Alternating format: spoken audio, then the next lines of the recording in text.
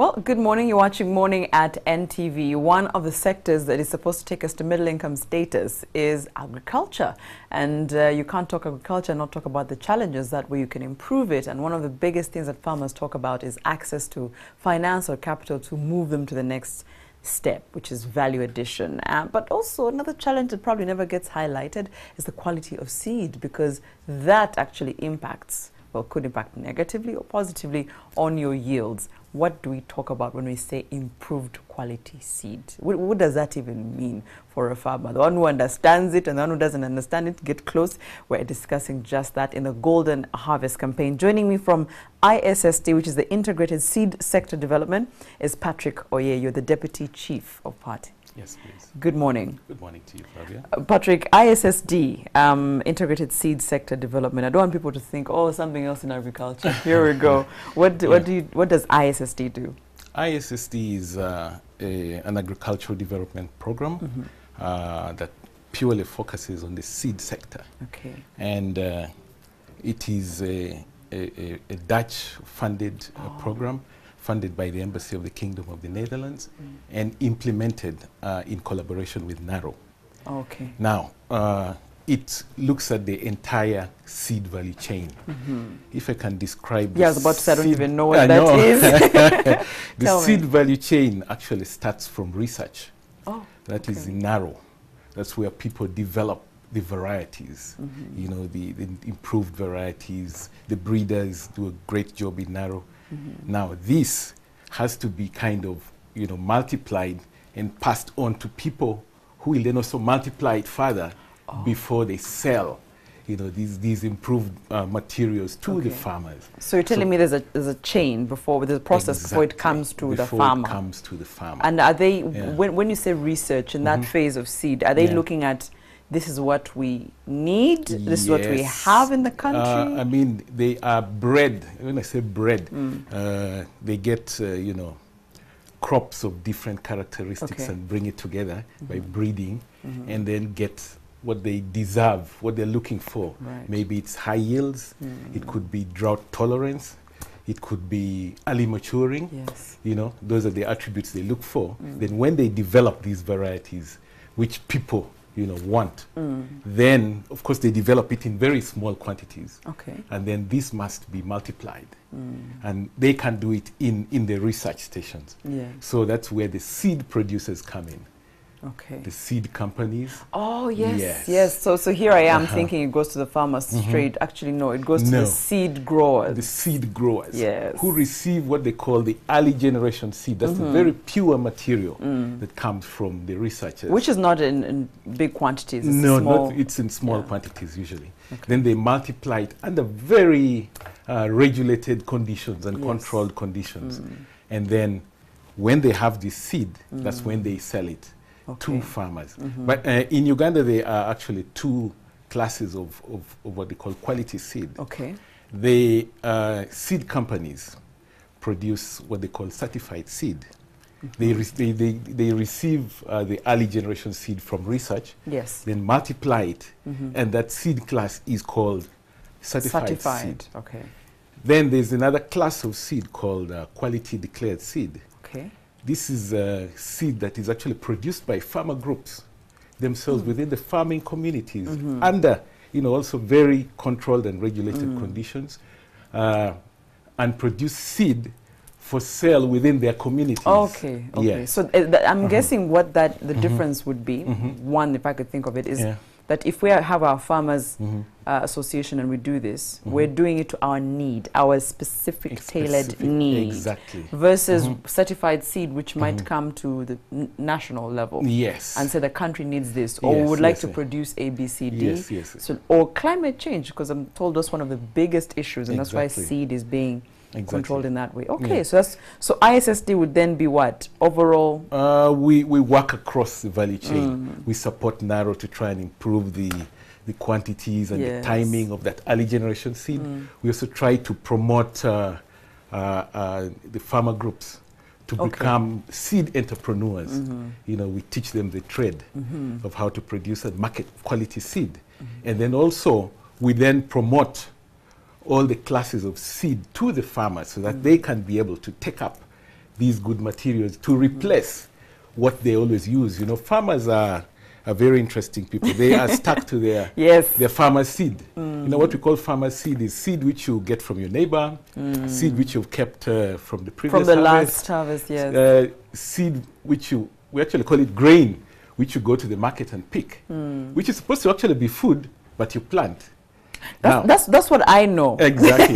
Yeah. And I'm sure many people are saying that's how you get seed. I know, but you get from your neighbor or from somewhere. I know, but now when they ask you what are you planting, you actually don't know. What's the name? You don't know. What are the attributes? Is it early maturing? You don't know. Is it drought tolerant?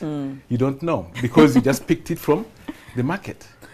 You know, but if you ask my grandparents, they would say that's how they plant. That's how. But you were telling me how seed is classified just like what we have in our bodies, genes. Yes. And that's key. That's key, yes, because the process of breeding, you are looking for those genes to bring into that variety you're developing. You know, when they talk about drought tolerance, it's actually a gene. It's a gene that is being incorporated, you know, in the breeding process. Yeah, the high yields, you know. So agricultural productivity, there are actually three things. There's the genes, there's the inputs, and then there's the management. Yeah. So the genes come from the seed. So the starting point is most important. Seed. The most important starting point. So if you start with seed that yields, you know, very low, definitely you won't go beyond a certain, you know, level. Okay, so what you're telling me is that we're not working with miracles. If it rains, I will get a good crop. If it's hot, that's a different thing altogether. But you can't just rely on weather patterns. You can't rely on weather patterns, but the availability of the different types of seed. Some are early maturing, some are, you know, late maturing. They are suited for different weather conditions. Even soils. Yes, even soils. You have to know your seed and your soil. Which kind of variety will do better on the different soils. So seed actually plays a lot of functions in agriculture productivity, managing climate change. I know there are certain bean varieties, for example, which are very early maturing. You know, you plant them and within, you know, 3 months or so, they're ready. So that's very good for a short season. And then there are some varieties which are long season. Those ones, again, cannot, you know, survive in the short seasons.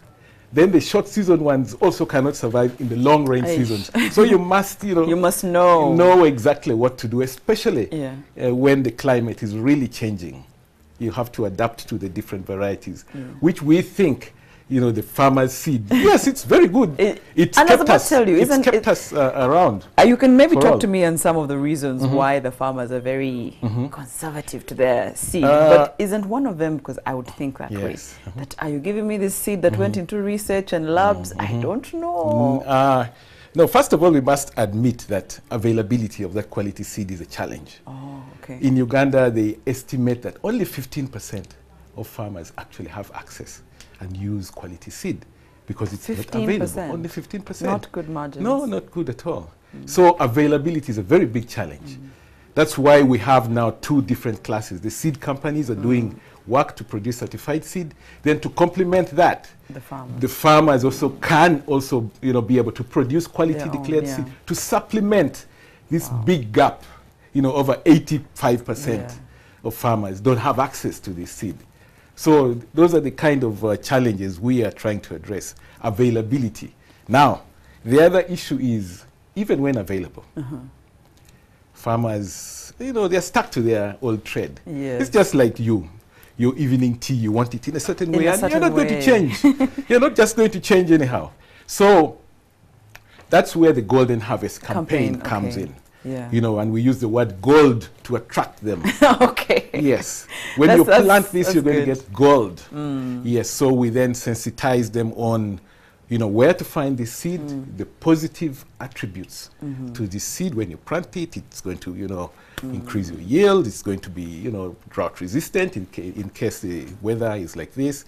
So that campaign is actually to improve the uptake, to change the farmer thinking. This is the Golden Harvest campaign. Yes. You were telling me it started in 2017. That's last year. Yes, for this particular, the project had 2 phases. Okay. So we finished the first phase from 2012 to 2016. Oh, okay. Yes, and then we started the second phase from 2017 to 2020. Who was beneficiary of the first phase? Again, it had different focuses. Okay. That time we were mainly testing to see if farmers can actually produce quality seed, farmers themselves, in that class of quality declared seed. And then we actually realized that farmers can be very good and seed entrepreneurs producing high quality seed. Wow. Yes. So then the second phase of the program, which is where we are now. Where we are now, we're trying to roll out to other areas. We actually started in the West Nile zone, the northern zone, and a bit of the south. Yes. Are those sensitive areas? Is there a particular reason why we started when we started there, we were piloting. When you pilot, you want to try different areas. And we were working in collaboration with NARO. And we worked with them in the zones because, the NARO is the source of those materials. So we had to be partners with them. So we were just testing in different environments, different peoples, different cultures. Can they produce? Yeah, then we found that they can actually produce when supported very well, given the capacity, the knowledge, and support. And when you grow seed, it's all about quality. Yes. Quality, quality, quality. That's the difference between seed and ordinary farming. So right from the beginning, from the selection of where you're going to plant the seed, to sourcing that material from NARO, how you plant it, it must be checked, by officials to certify, is this the right seed? Can we, qualify to be a seed garden? Then after the garden phase, they come and sample the seed, take it to laboratories and test it. If it passes the test, then they can certify it and say, fine. Now you can sell Now you can sell it. It is this kind of seed with this type of germination, this type of purity. That is what is called quality seed. Quality seed. That is certified. It is checked for quality. Yeah. All right. So rolled out, that's phase 2 in 2017 till now. Yeah. And you told me what it is for is to promote the uptake of quality of seeds. Quality seed. Quality seed. And these are the areas you have started with. Yes. What have been our successes from then, 2017 till now with our second phase? Of course, we were building on what we started. Okay. We initially started with about 100 groups, farmer groups, producing quality seed. Yes, and in different crops? Different crops. Okay. Yeah, but the classes have particular crops they can produce. Oh, yes, like the farmer groups do not produce, for example, maize, because the seed companies are doing that very well. Okay. So there's no need for them to venture in maize, and it's also a little complicated. They should put the energy elsewhere. So they do the other food crops, which are very demanded, in their localities, but not usually very available with the seed companies. Things like simsim, things like, beans of certain varieties, cassava, things that are not fully available. So they complement each other. I also feel like the scale, because the seed companies are doing it at scale commercial. And these farmers groups are thinking more of you and I eating, our community feeding. Yes, community feeding. What is the local demand? Which particular variety is demanded here? Like, for example, I can say where I come from in Lira, the black bean, very black, is in high demand, but you're not going to find it in a seed store. So they can produce for such a niche market.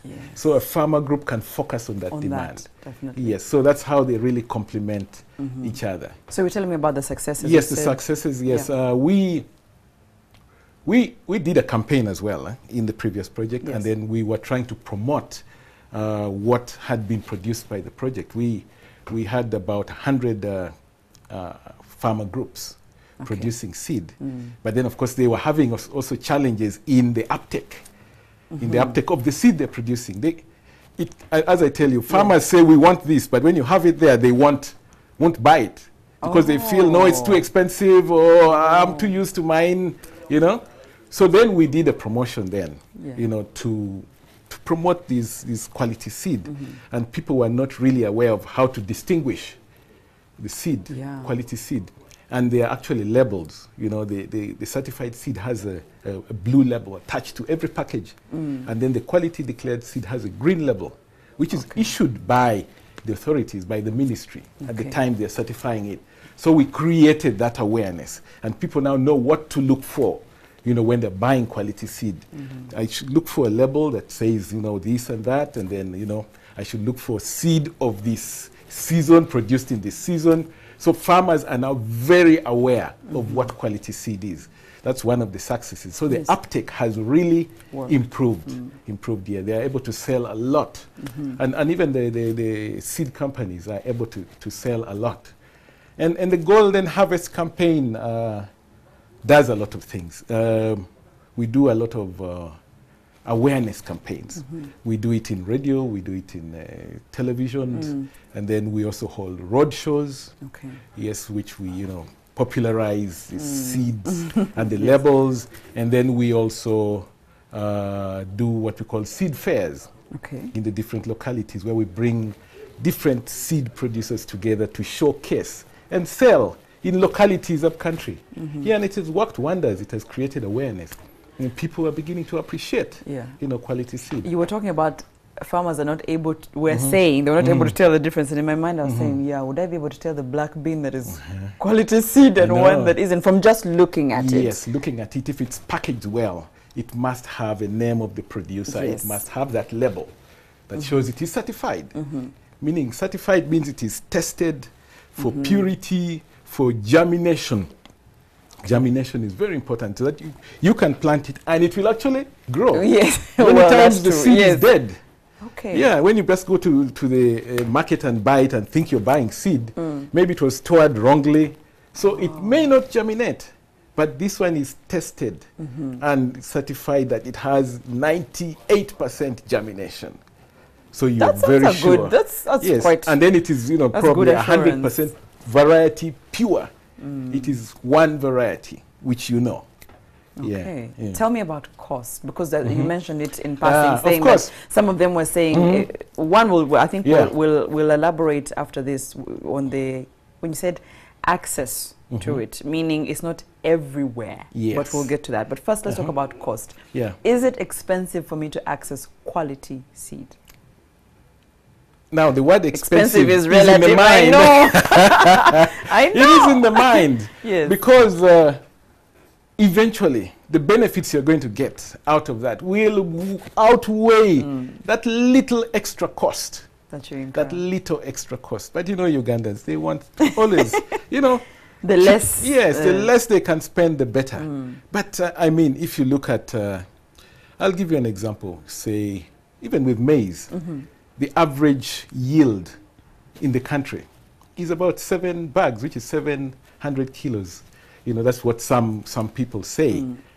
But the varieties are known to have yield potentials of 40 bags. That is 4 tons. But the average farmer is getting just 700, which is 7 bags, 7 and 40, if you compare the two. Now, change to that, of course, the seed comes in as well.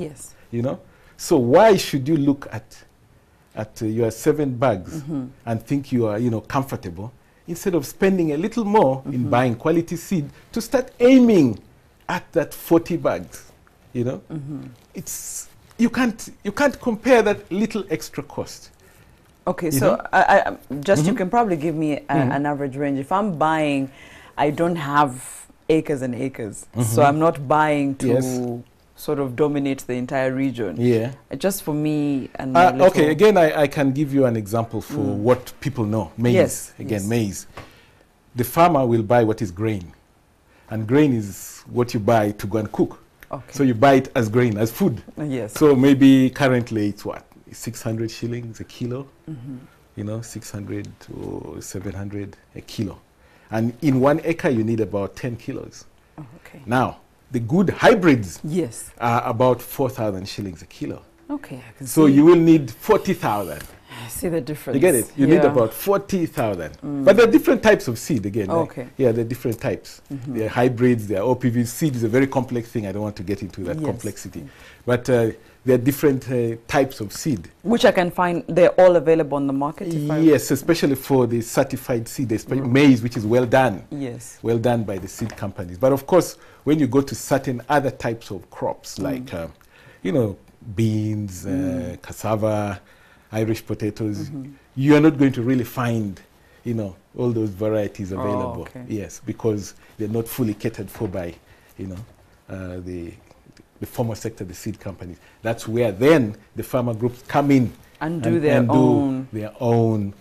You know, I'm seeing the value of both, actually. Yes, they complement each other. They do complement each other. You can't do it with one. Well. So, so what you're just saying is that, listen, if you can spend 600 shillings times whatever you need for your maybe acre, and you can spend 4,000 shillings for times whatever you need for your acre, and the yield, the yield is like how many times? It's exactly huge. It's really huge. It's the yield huge. gap. Yeah. So you're still making back the money much more, and much more. So I guess this is the question. You know, we need to be asking the end, then working backwards. What do you want out of it? And if you want great yields, you want great output, I think then you work backwards and invest in the seeds. And even after talking about it, have people seen the value of spending that extra money? Yes, people have seen the value. I mean, when we do our work, we do what we call demonstrations. Yes. We show them this is so they the ordinary seed, this is the improved quality seed. And they can see the differences, you know, just by seed alone, before putting anything else.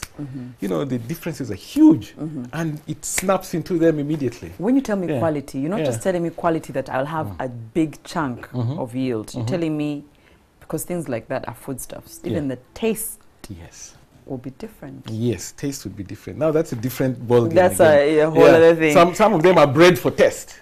Oh. Yes, it depends. You know, learn something every day. There are different attributes. Oh, wow. Yeah, like the different beans. There are about, I think, 40 and they varieties. all taste different. They all taste different. That's true. Yeah. That's true. Yeah. Let's talk about that access question. Access tells me I'm looking around, but I can't see it. I can't find it. You can't find it. Yes. This is a big problem. That is a big problem because initially we had what we call a seed distribution network, which is made up of, you know, the seed companies with their distribution agents and then small little shops at mainly urban centers. And urban centers are not, you know, are not really farming areas. Accessible. The farmers, not even really if they see it, they really don't want to come to it because they might not understand. They may be a bit far. So the, you know, farmers going to find the seed has been a problem.